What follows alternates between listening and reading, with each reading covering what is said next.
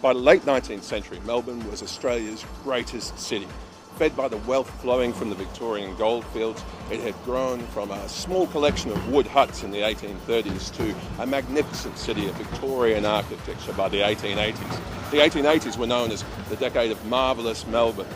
And by this stage, Melbourne was actually the second largest city in the entire British Empire.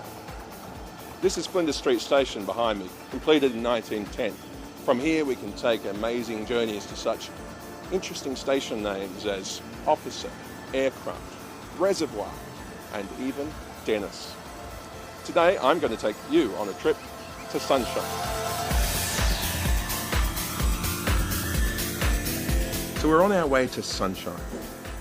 Sunshine. Evocative, isn't it? What might we find in a place called Sunshine? Graceful Victorian villas, an optimistic post-war oasis, or even magic pixies with bags full of rainbows and love.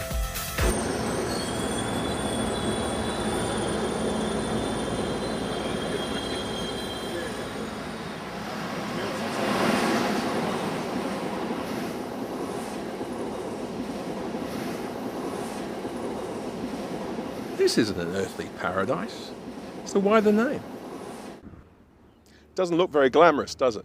But this building is the sole survivor of the Sunshine Harvester Works, a vast complex which covered 30 hectares here in the 1920s and was the largest agricultural factory in Australia. It was founded by H.V. Mackay, a Scottish immigrant, a former farmer who'd become frustrated with the laborious process of separating wheat from chaff, so he invented a miraculous machine that could do it all. And here it is, the Sunshine Harvester. It was so successful and the factory so dominated the area that in 1907 the district changed its name from Braybrook Junction to Sunshine.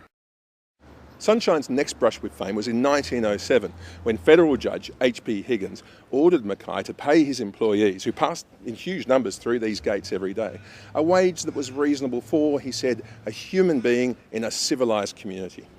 Originally set at 7 shillings a day, it created the concept of a minimum wage, which still survives to this day. Mackay might have been a bit tight with the wages, but he did put a lot into helping build up Sunshine, including these gardens, decent housing for factory workers, and the church behind us.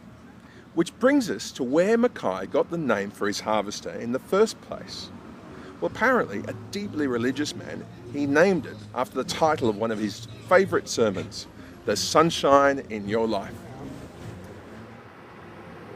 He might have been speaking about God, not agricultural machinery.